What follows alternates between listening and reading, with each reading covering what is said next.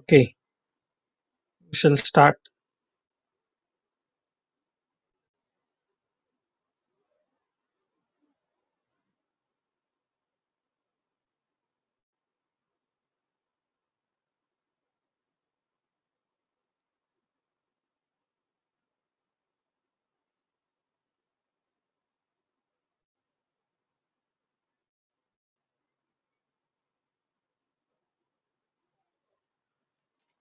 So, in the previous class, we have seen how to write JavaScript, where to write JavaScript, and various pop-up boxes. So, I told you that we can write JavaScript code in between the script tags, either in the head section or in the body section. And if you write JavaScript directly within the script tag without enclosing that code inside a function, directly say like this: document dot write is and hello.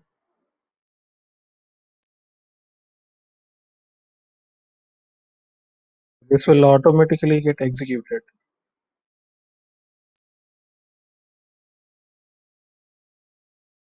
We'll save this as test.html.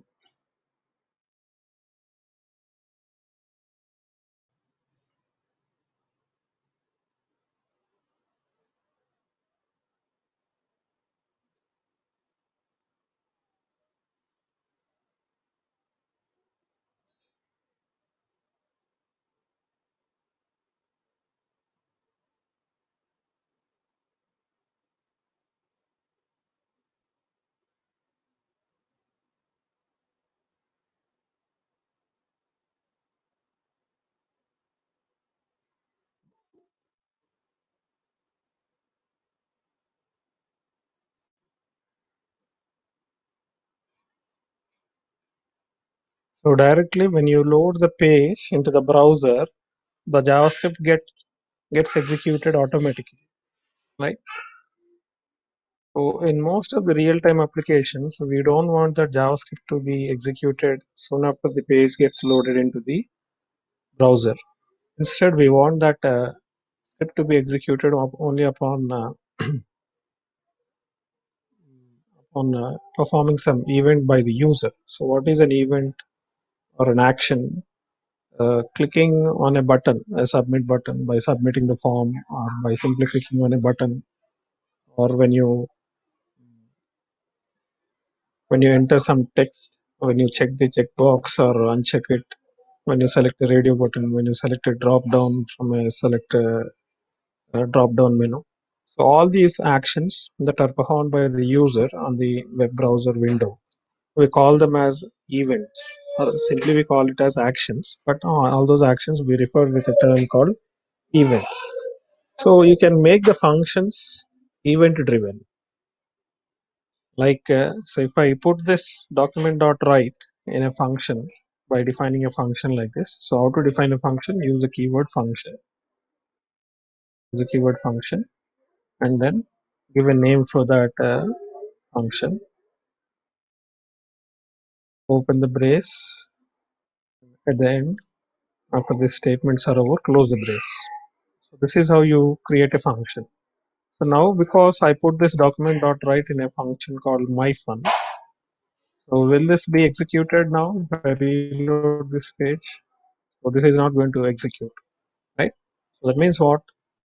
When you write a code, JavaScript code without any function like this outside the function, then uh, the script gets executed automatically each time the page is loaded into the browser. But when you put it in a function, this gets executed only when it is called, right? And if you want to make this call to the function, you can either do it in two ways by simply directly calling this function in the script itself like this. Is one way that we have seen in the last class, right? Now this gets executed. So instead of this getting executed like this, if I create a button here somewhere in the body tag like this,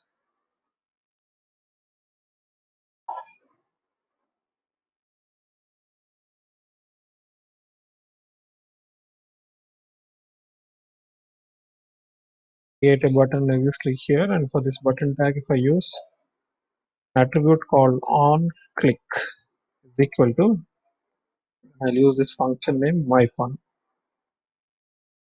Then what will happen? Page is created and the script is not executed. Only the HTML button is created here. And instead of making a call to this function from within the JavaScript or from within your HTML program, when you get this button, when you click on this button, if you want that function to be executed, then it can be done like this, right? So this way of calling a function or executing a function, we call it as an event-driven function. This is called as event-driven function. Why? Because why it is called as event-driven function? Only because of occurrence of an event, the function gets invoked or called. If you directly call a function like this here, then this is normal calling of function. This is normal function call. But we don't want this to happen. It happens in our normal C and Java programs. We don't want such thing to happen. Instead, we want the script to be executed only when we perform an event. So what is an event? Clicking on a button is an event. Submitting a form is an event. Selecting an option from a drop down is an event. That way, any action that you perform on the browser's browser window with the UI that you have, UI in the sense the text fields, drop downs, the radio buttons, checkboxes, buttons, submit buttons, all these things will come under actions, and those actions are in turn called as events, right? So we can make functions like event driven in this way. Most of the time JavaScript functions are event driven. Sometimes you may call one function from another function also. So when you make a call to this my function, because it is an event driven, say if there is another function defined below this one, so if I'm defining another function, say function 1 like this. Now if you want to make a call to this function, you can make it here. Okay. But both these functions will get called only when myfun is called, right? First myfun will be called only when you click on the click here button, and then myfun will automatically make in turn call to a one function.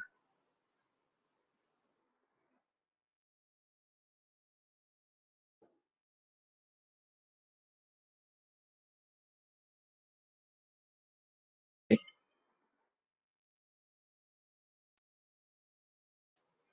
So now you are able to see hello as well as one displayed there. But if I don't click on this button, both the functions will not be called. Fine. In that way, you can make a function call in different ways, but most of the time, all the functions are called only when an event is performed by the user, because our applications will look better if you, or they'll function well if you design them in that way. Instead, if you make a call to the functions directly, or if you don't use a function and directly write the code, JavaScript code without a function, then that script gets executed automatically, right?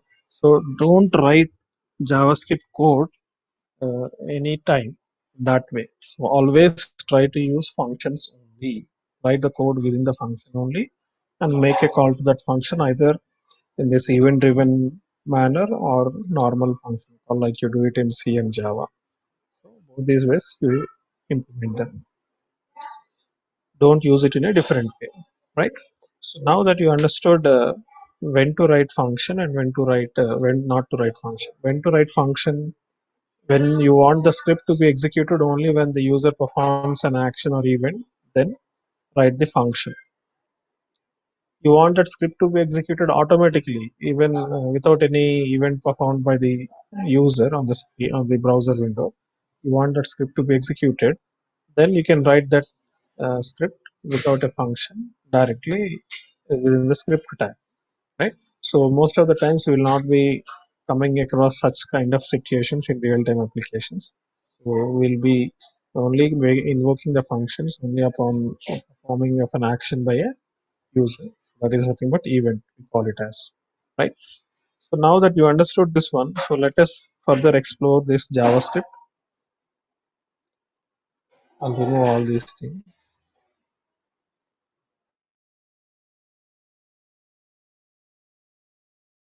See how to create variables in JavaScript. How to create variables in JavaScript. So as I told, I think I have told you already, right? So we have only one keyword called var keyword, and we have to use that var keyword only to create variable or object or even arrays also. To create even arrays also, we'll use the same thing. Fine. So now uh, let me write a program in such a way that uh, inside the body tag, I'm going to create a form, HTML form.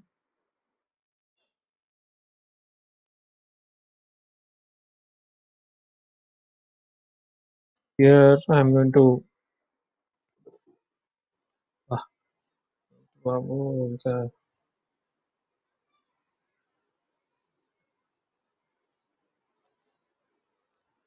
so I'm going to create a label called name and create an input type is equal to text. I'll use name attribute. This is very important, and when you are writing JavaScript, name is equal to say student name, yes name, and or else instead of name, we'll use placeholder is equal to name.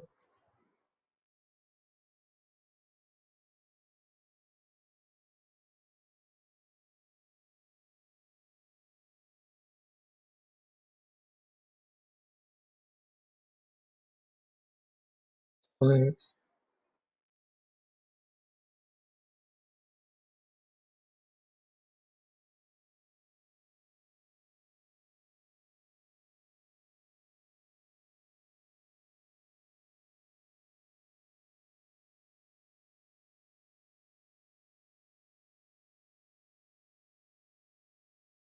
and I'll create a submit button here.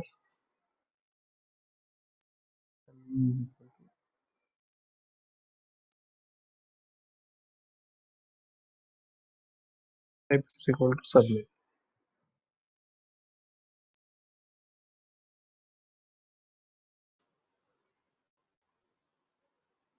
I remove this button.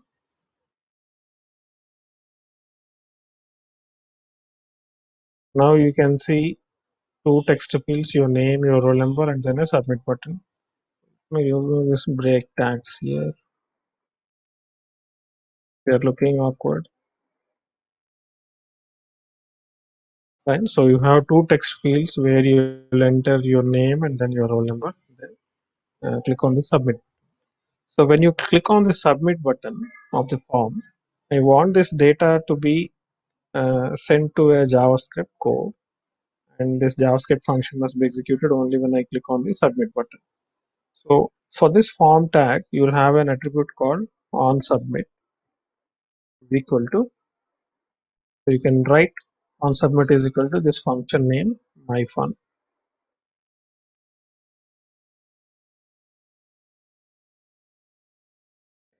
Whenever you click on this submit button, automatically the data you entered here can be submitted to this function, and this function can retrieve this data that you entered here. So how to retrieve that in this function? So I'll create two variables, name and another variable say roll number. I need to retrieve those variables, put them in my variables like this, and then print them on my screen. So how to print them? Document dot write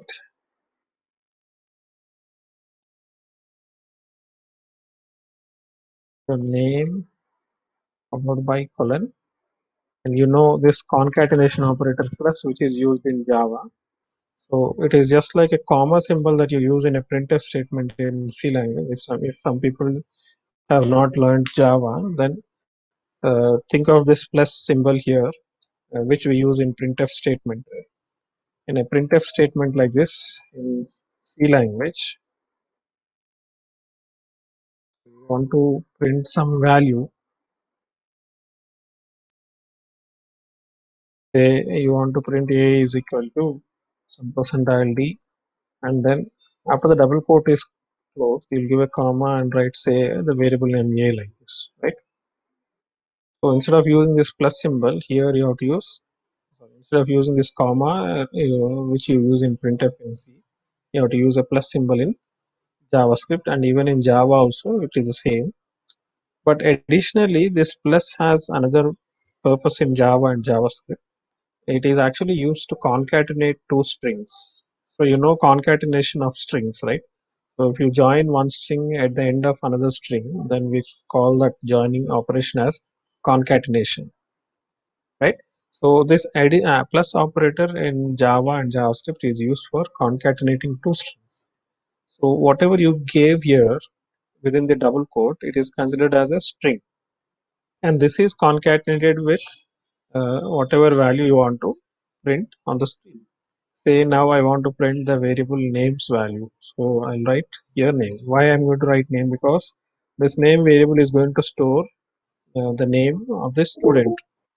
So I'm going to write it here as name concatenated with the name. Similarly, to print the roll number, I'm going to use variable name roll, because this roll number is going to contain the roll number that I am going to retrieve from the HTML form.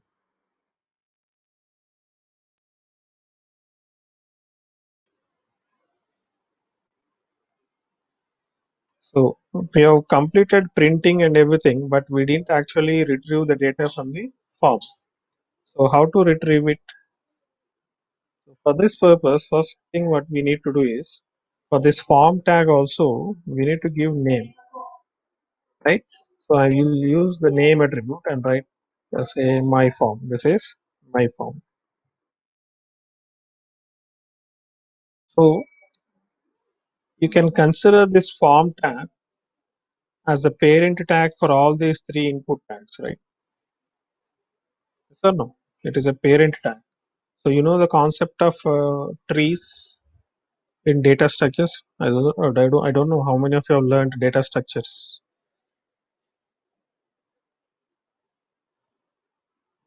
So if you have learned that data structures, and in that if you have learned trees, we have a representation of a root node containing child nodes, right?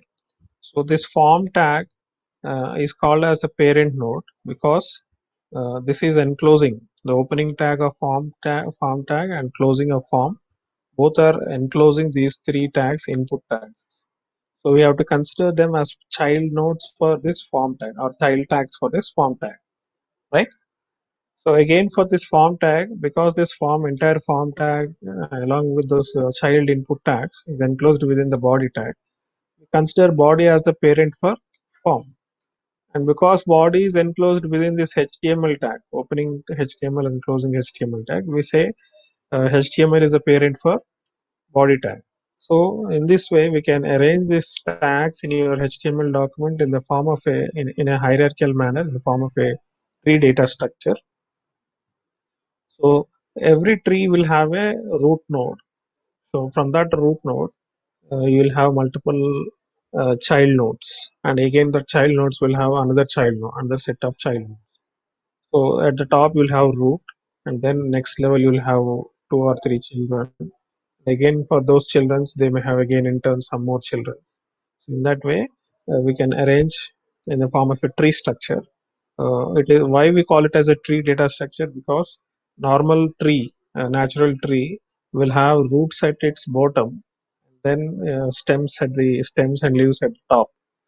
But a data structure that we are going to represent here for storing data in computer science engineering will inverse the tree, revert the tree. That means the root will be at the top and leaves will be at the bottom. and root is nothing but a tag. So if you look at this HTML document, HTML is the root, and it has two child tags. One is head and the second one is body. And again, head is having now here in this case to one child, that is script tag, and body is having one child, that is form tag. And form again is containing another three childs. They are nothing but three input tags. So in that way, uh, these are the last level tags, right? So these are called as leaf nodes because they are at the last level at the bottom. Just like for a tree, the leaves will be at the top and the root will be at the bottom. So in that concept, we call this as leaves. If any tag does not have any other child tags, then we call that tag as a leaf tag, a tree representation, right? So this input tag, they are not enclosing any other tags, right? They don't have child tags. So that's why we call them as leaves. Even in this case, script is not having any child tags. So that script tag is also a leaf tag, right? So this structure is very important. We call this as a document structure in computer science engineering and in JavaScript. And here I have given for the form tag the my form. See that always you give name attribute value unique if you are using it for a form tag, because in your HTML document you may create more than one form. You may create more than one form, right?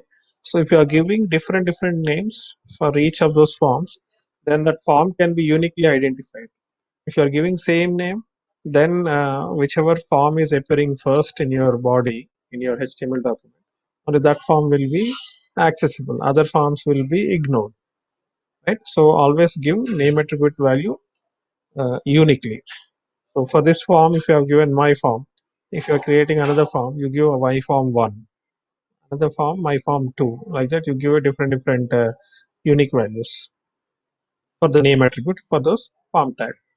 So now for this form tag, I'm having three child tags, right? So each of this tag is having a name attribute. So for the first text field, name is given as S name. For the second text field, name is given as S role, right? Shweta, విని this.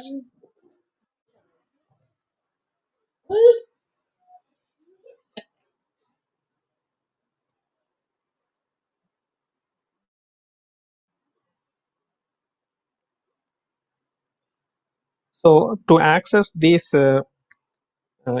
text field values and both these text field values, I have to mention here the form name. What is my form name? My form, right? And within that my form, you have another child tag that is first text field name is equal to S name, right? So to separate the parent tag and the child tag, you have to use a dot operator between them. After mentioning the form name my form, right? Dot, you use S name, right? And after this, give a dot and give a property name called value. So this is going to retrieve whatever you enter in this HTML form, in this text field, in uh, where you are supposed to enter your name. So that content will be retrieved and stored in this variable name in the form of a string, right? So similarly, you can do even for the roll number also. So the form name is my form dot. So I've given S roll, I think. For name is name attribute. So that is S roll, right? So S roll dot value. Now both these text field values, that is name and roll number, will be retrieved and stored into these variables name and roll number, name and roll, right? So now that you have these both values that you entered in the HTML form in the variables, now you can display them either using document dot write like this or even using alert function. So let me show it to you by running this program.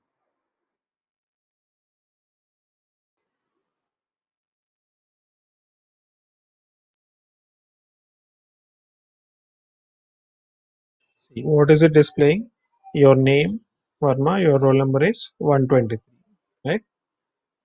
So if you want to have a break tag, that means if you want to display the roll number in the next line, after this name, you can use one more plus, which means concatenation operator. And you can also use HTML tags within the double quotes of this document.write function. Like this. What is this going to do? It is going to display your name followed by a colon symbol, and this string will be concatenated with the value of this variable name.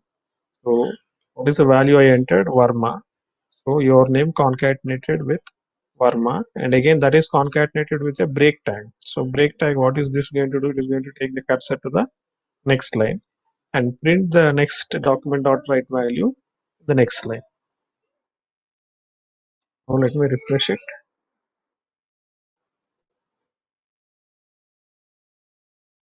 Now look at the output.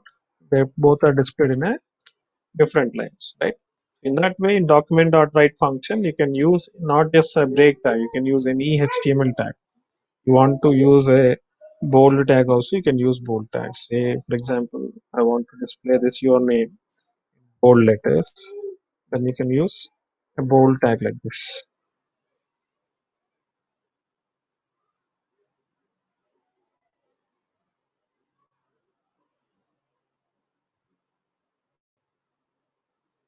Right? Now you can observe your name is appearing in bold letters.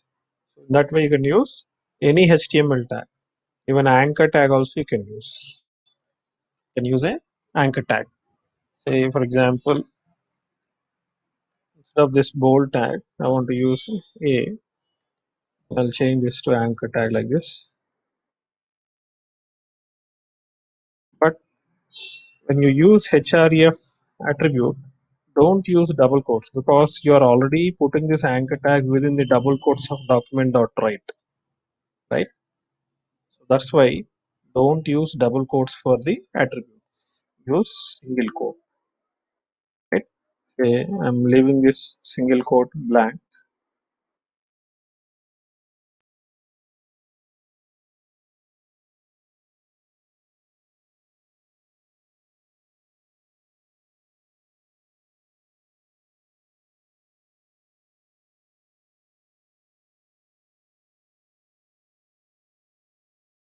Now you can see your name is appearing in the form of an anchor tag. So when you click on that again, you will come back to this test.html page, the same page, right?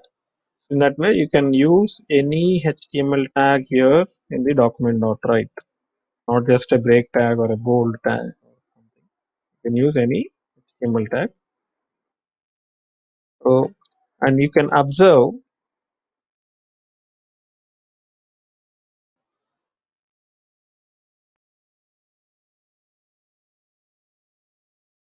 when you submit this form, when you submit this form, the form is being erased and the new content, new output of the program is being displayed being displayed freshly. That means the old content is being erased and the new content is being displayed on the screen. So if you don't want this to happen, then instead of using document.write, you can go for an alert message. So this alert will, instead of overwriting the page, it is going to keep that page unchanged and only display a pop-up window, and in that pop-up window it is going to display all these things,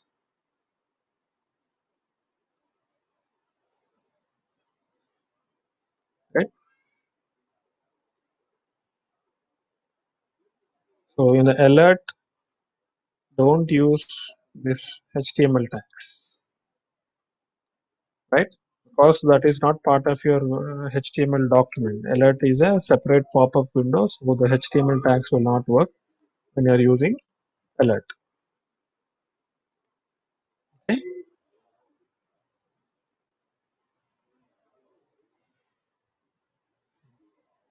The break tag, how is it displayed? As it is. It is not taking any effect. Don't use HTML tags when you are using alert boxes.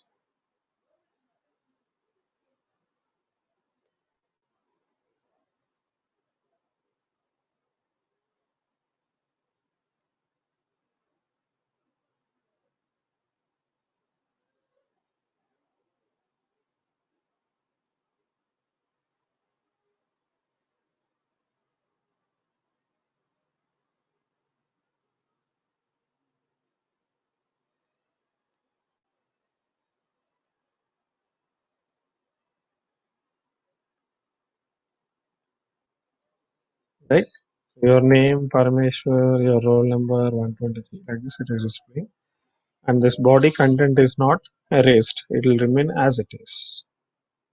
Earlier, when we use document dot write, this complete form tag, everything is being erased, and the output, that is your name and roll number, is being displayed by overwriting this text field and submit button and all.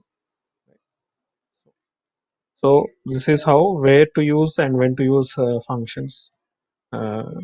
Just you can understand from this example, right? And variables also, you try to understand. Uh, when you enter some value in the text field, they will be returned in the form of a string. So now, for example, in this second variable role, what are we entering? We are entering numerical value 1, 2, 3, right? But that 1, 2, 3 will not be considered as a numeric value. It will be considered as a string only. So let me show you an example. So I'll remove this content. Say now you want to find out factorial of a given number. So I'll say n here. Instead of s name here, I'll write integer dot value. So I'll remove one input tag here, and I'll use only one text field. So this one I'll write it as integer, and we don't require this your name. So I'll mention here enter an integer. So when you click on the submit button, what will happen? Uh, the form my function will be executed, and the my from the form, this text from the text field of the form, whatever numerical value you enter, that will be returned and stored in this variable n. Right. Now first let us check whether this is working or not. We'll print the value of n directly here using an alert box. So I'm giving 9.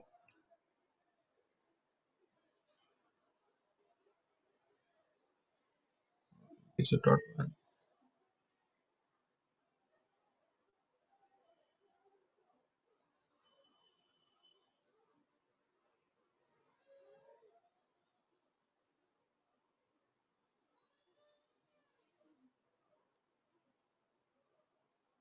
See a small spelling mistake here. Instead of e is not spelled there.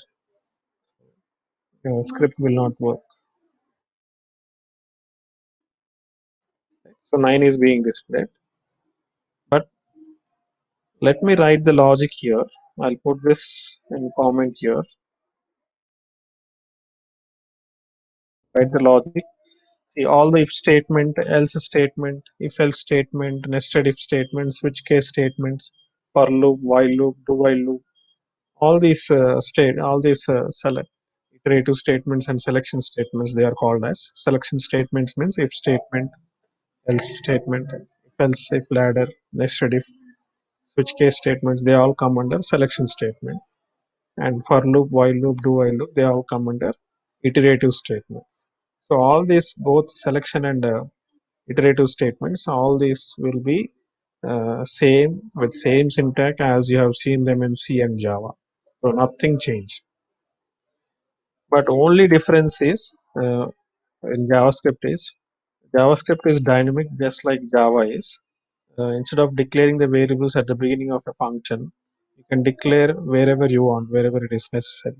Say, for example, like if I want a variable to be declared in this for loop, I'm going to use a I variable for I equal to 0 like this, I less than say n, I plus plus. Like this.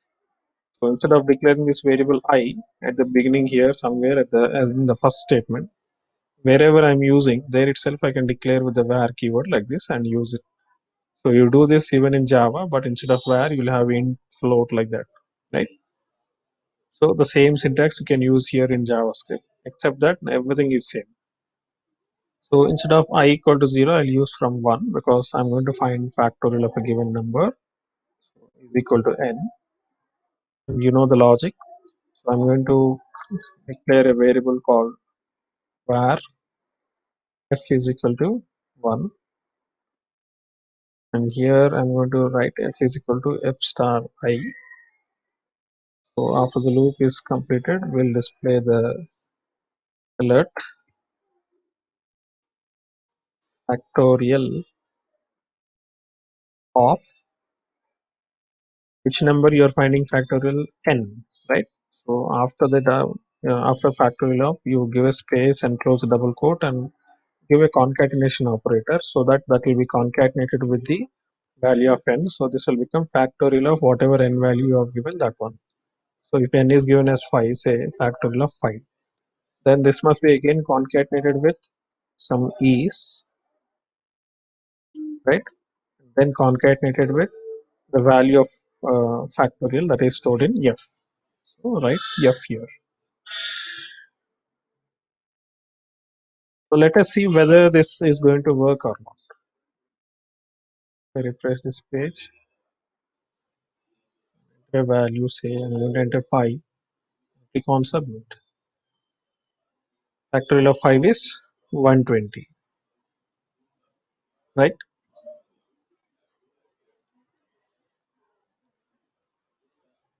Now I've given n, right? Um, I'll write another statement, alert here.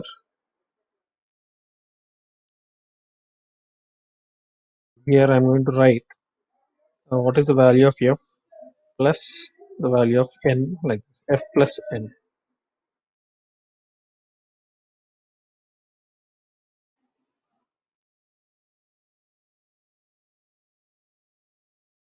What is it displaying now? The alert, second alert box, what is it displaying? 1205. What is the meaning of 1205 and why you are getting this 1205?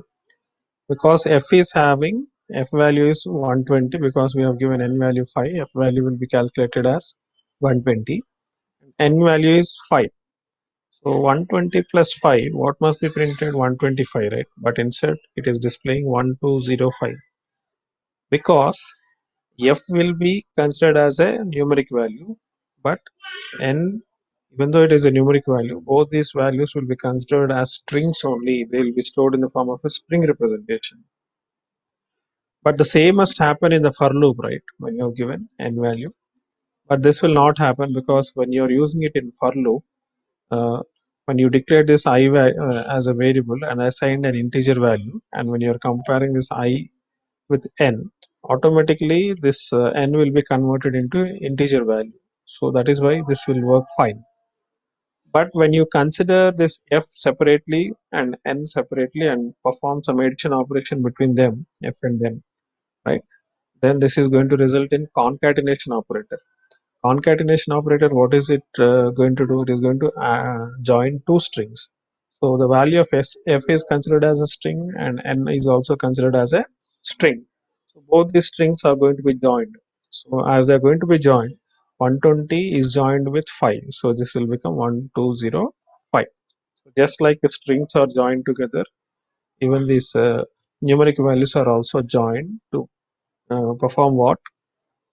A concatenation operator. Why this is happening? Because the variable's n's value is stored in the form of a string. Even though it is storing a numerical value, that numerical value is not actually represented in the computer's memory as a numeric value, but instead it is represented as a string value. Even f also is represented in the same way. Why? Because here you are using a plus operator. On the right side of this plus operator, you have a string format. So this f also will be considered as a string format.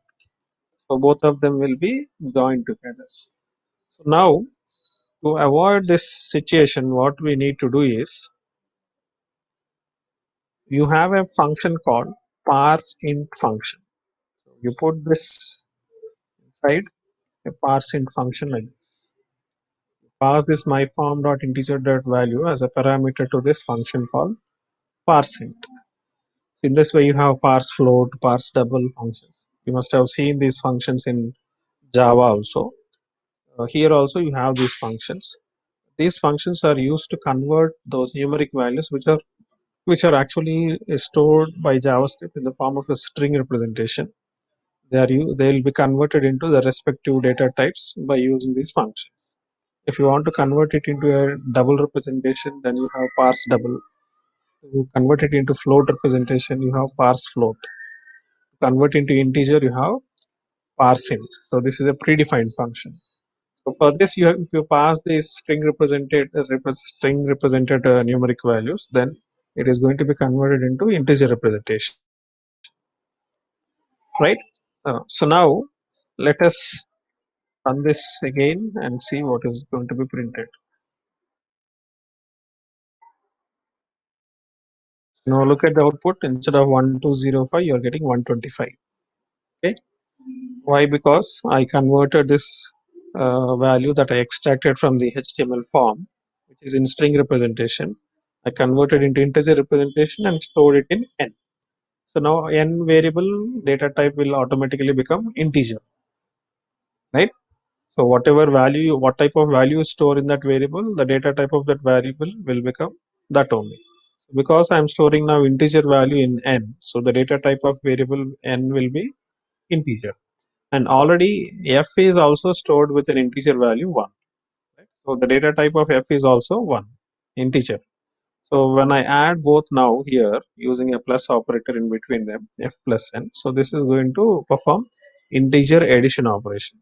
F is 120 and n is 5. 120 plus 5 is 125. But this did not happen earlier because n we didn't convert into integer representation. Why even though we give in the integer format as input from the HTML form, why this is going to be represented in string format means because your HTML form can only receive textual information.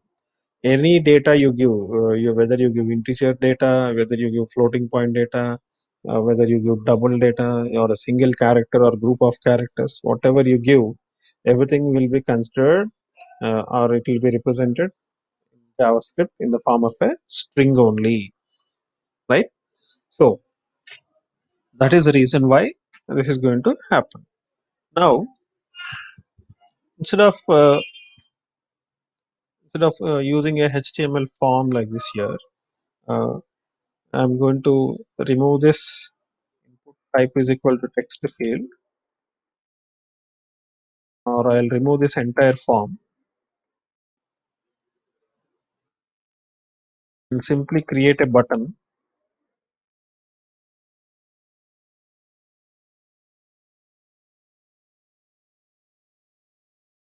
Right?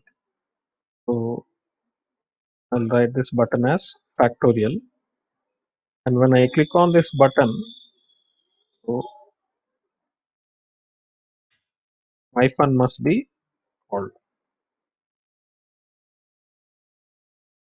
And here, because now we don't have this form, so we cannot retrieve this data from the HTML form. Instead, here I'm going to write a prompt box. So we have created earlier in the previous class the prompt box, right?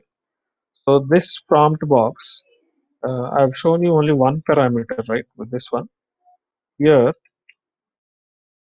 you can mention a message user so that this message will be displayed in the prompt box text field to enter an integer, and that value will be stored into this variable n. So you know how prompt function works, right? So it will display this message in the pop-up window, and below that a text field will be displayed, and in that text field whatever you enter, and then after you click on OK button, that will be retrieved and stored in n. If you click on cancel button, null value will be stored. Without entering any data, if you click on OK button, then an empty string will be stored in this n. So now, instead of using HTML form text field, let us use prompt function to create a prompt box and take the input and store it in this variable n like this.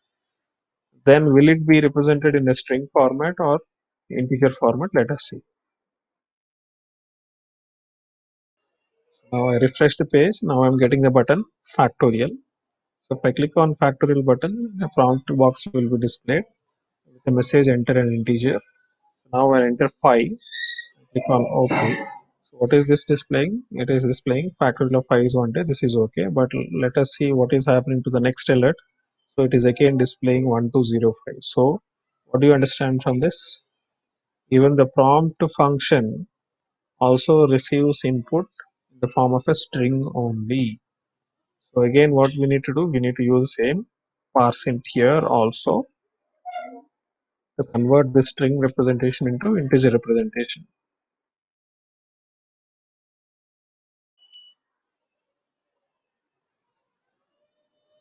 right? 125.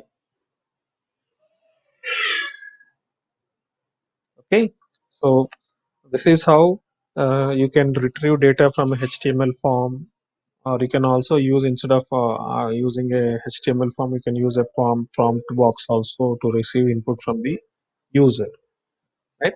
So if you're expecting the application or HTML your HTML document to receive only one data, one field of data, then it is better to go with prompt box.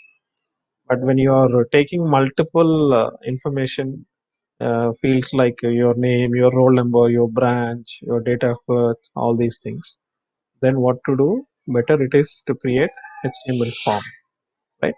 And anyhow, when you create a HTML form, all the data will be represented in the string format only, right? So if you want to perform functions like this, use numeric values and perform some operations on those numeric values, always use this parseInt function to convert that string representation into integer representation and then use them in your program, right? But even though we didn't convert this into integer representation, this for loop worked better, very well, and it has displayed the output very well without any problem, right? Why that is happened? Because why this happened? Because here I'm taking I is equal to an integer value, and I'm comparing I less than or equal to n. So when you're using a relational operators like this, less than or equal to, greater than or equal to, like this. So on the left hand side, whatever value you have given, if it is an integer, then the right hand side of the operator, whatever value is there, whatever variable is there, that will be automatically converted into an integer representation. So this is, typecasting or type coercion. You must have heard about this in some Java or C programming, right? So automatic type conversion will be done. So n also will be converted into integer, and it will be comparing that as an integer only. So this for loop will work fine. And because f is already an integer variable, we have created f and initialized it 1. So this operation will work fine. Right? So you'll not get any problem. The problem comes only with this alert function when you perform plus operation between f and n. And this is not a relational operator, this is a arithmetic operator. So when you are performing arithmetic operator, if one of the operator is an integer and the other one is string, then both the operands will be converted into string representation. The operation will be performed after that. So even though f is an integer, but n is in string representation, so even f also will be converted into string representation, and concatenation operation takes place. Okay. So now I've seen how to use variables, how to use parseInt function, how to use prompt, how to use HTML form and collect data from the user and use it in your JavaScript. Right? So now let us see another topic called arrays. How to use arrays in your JavaScript. So just like any other programming languages, high-level languages like C, C++, Java, Python, etc. Even uh, JavaScript also supports arrays. And arrays can be created in two different ways. But I'll show you with one way of using them. Directly, you have to use the keyword var, and whatever name you want to give to that array, you just give it. Okay. And if you want to leave it blank initially, just open the square bracket and close the square bracket like this. If you want to initialize this array with some values, say 1, comma 2, comma 3 like this, then we can initialize the array like this with three values 1, 2, 3. So somewhat different it is. It is similar to Python syntax. Python, you have something called lists, right? So list will be similar to arrays in JavaScript. So if you declare this array like this, so this array name is A, and indexing will automatically begin from 0. A of 0 contains 1, A of 1 contains 2, A of 3 contains, A of 2 contains 3, right? So if you display these values using a document.write or alert function, using a for loop, say I'm going to use for var I equal to 0, I less than, because the size of the array is 3, I'll give 3, I plus plus. I display the out using document.write.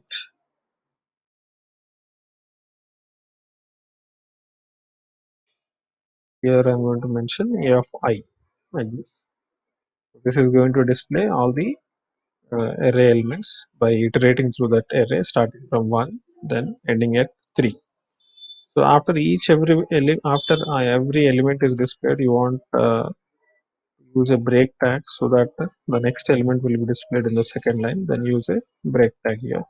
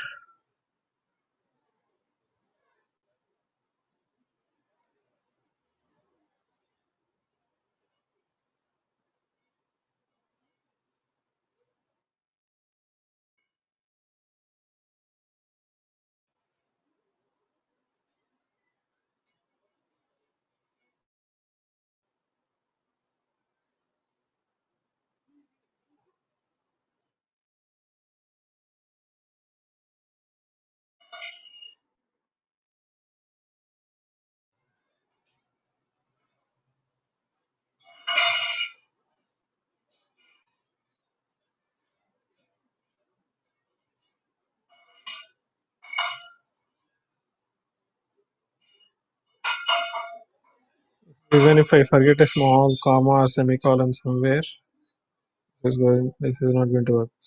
Okay. Document spelling, document.write.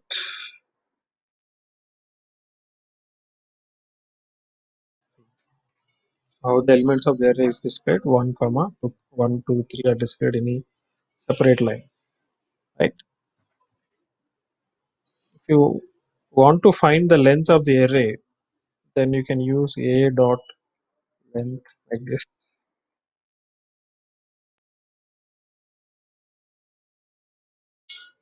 Okay, so you don't know exactly how many elements are there in this array, right? So in that case, you can use this property called array name dot length property. Use, then this will return how many elements are there. That will be that integer value will be returned, and that will be substituted here. So how many elements are there? 1 2 3. Three elements are there. 3 will be returned, and it will be substituted in place of this one. That way, dynamically you can find out the length of the array. So this is one way. Now you don't want to initialize this array. You want to dynamically read the values from the keyboard and enter uh, elements into an array. So in that case, what you can do is you can use same for loop. So you can also mention how many values you want to enter into the array. That you can use a prompt box where say n is equal to prompt like this. Enter size of the array.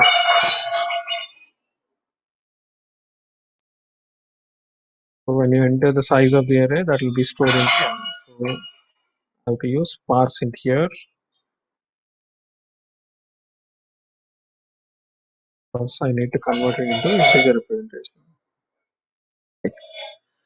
So once I store this, instead of a dot length here, I'll use n here. Right? So if I give n value from the prompt box as 5, then this loop will repeat for 5 times, and 5 elements can be entered into the array.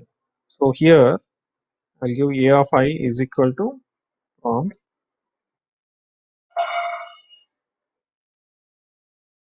and no need to display any message here, or if you want you can display a message also, because this prompt box will be executed 5 times because you are putting it in a for loop. So if n value is given 5, then this prompt box will be executed 5 times.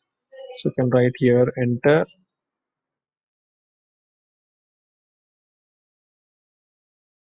s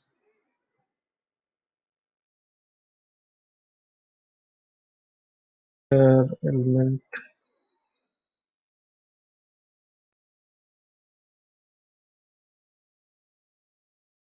like +1 like this.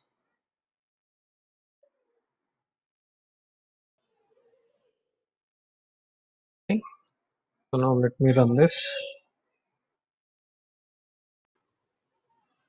I'll give size of the array as 5. So now it is asking me to enter element 1. Say I'll give 1. Then it will ask me to enter element 2. Say I'll give 2. Then 3. Then 4. And then 5. So now see, all the 5 elements are stored in that array, and that array is displayed like this 1, 2, 3, 4, 5. Okay. So first what we have done is we have created a blank array. Then using a prompt box, we prompted the user to enter the size of the array. We store that in n after converting into integer representation.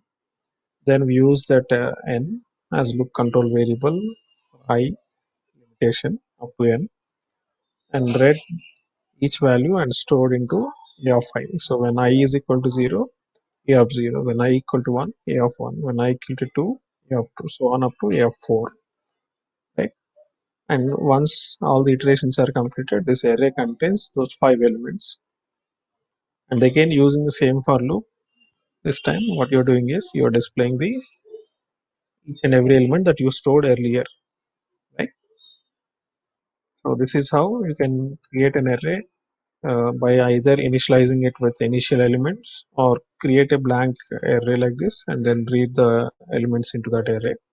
This is one way of creating arrays. And you can store any type of value into this array. You can store character values, you can store numeric values, you can even store strings also. Right? So if you want to store strings, then each element, say first name, then second element, give a comma, write last name. You can store two different string values. So a of 0 contains first name, a of 1 contains last name. That way you can store strings also. Right? If you want to store characters also, you can store in characters, but you have to enclose them in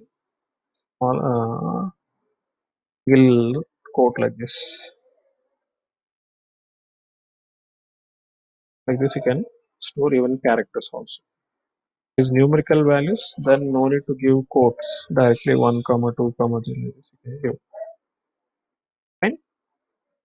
So this is how you can use arrays. Now here, let me wind up this class with a small topic related to this prompt box. So I'm mentioning enter the size of the array, right? So this prompt box, you know that it has only one string parameter to this function, but it can also be used with two parameters. Second parameter is also a string. Say I'm going to give 5 here, right? What is going to happen? Let us see. Now you look at the prompt box. Uh, Even though I didn't enter anything, by default some value 5 is displayed here. Now if I click on OK, so this will take 5 as input. Okay. Second parameter also is a string parameter. But what is the second parameter value you need to give is, if at all if the user doesn't want to give any value, then he can use this default value, whatever value you specify here after comma within double quotes, that will be taken as input by this prompt box. If I give 10 here,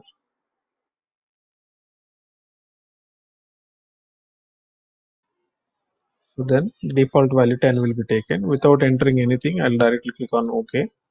Then this will take 10. So this loop will repeat for 10 times.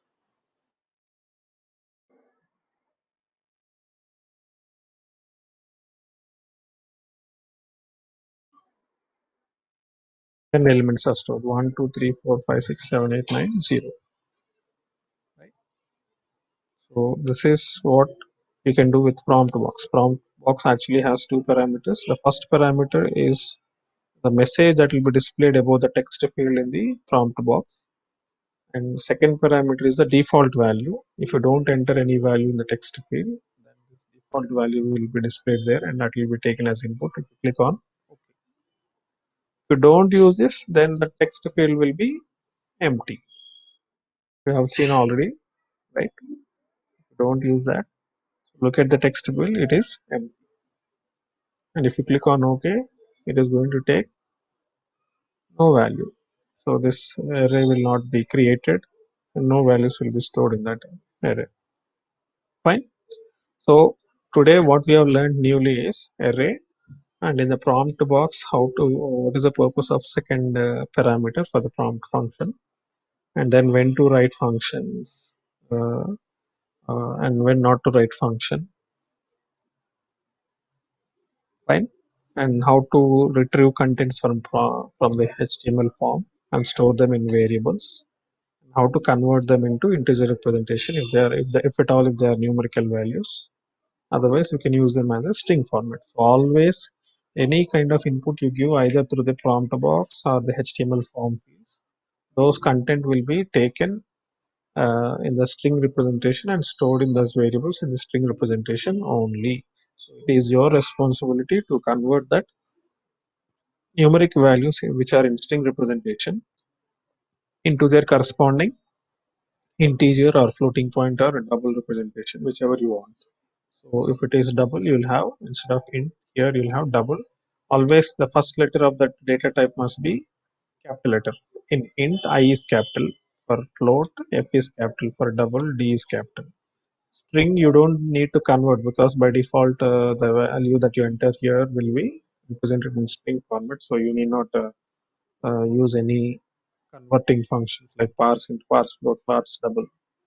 Right? Fine. So this is today's session. So we will meet today at regular time, and that is at 12 p.m. tomorrow. And one more thing I want to know, on August 6th, actually we didn't take any class because I had a meeting on that day. And when I asked some of you in the class, during the class, you said that in the evening times you're having some training session. That's the reason why you can't take class in the evening session. So please let me know. I have to take the compensation class. Okay, I need to take a compensation class. So when it is possible for you, either tomorrow or day after tomorrow, on whichever date it is possible for you, please let me know. Monday to Friday, Monday to Saturday, you'll be having till afternoon. You'll be having your regular classes. So I cannot take during that time. So if it is possible after 2 p.m. or like that, or at least 3 p.m., I'll take on one day to compensate that class. I need to take that class, definitely. Please let me know your opinion. Someone, please, can you speak? Someone from mechanical, please text your roll numbers before leaving. Okay. Someone from mechanical respond. Nobody is there from mechanical, I think. So EC are there. So anyone from EC, who is Pawan Kalyan?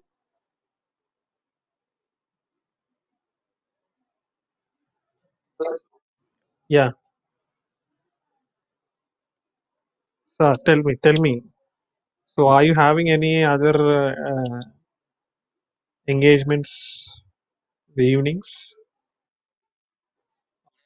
So in the what about all the other people of your branch?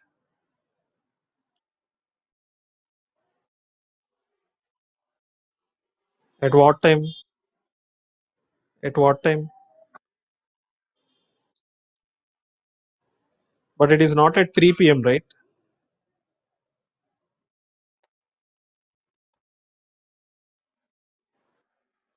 Okay, then one day from Monday to Saturday, on any one day, I'm going to take at 3 p.m. So let us take it on Monday then.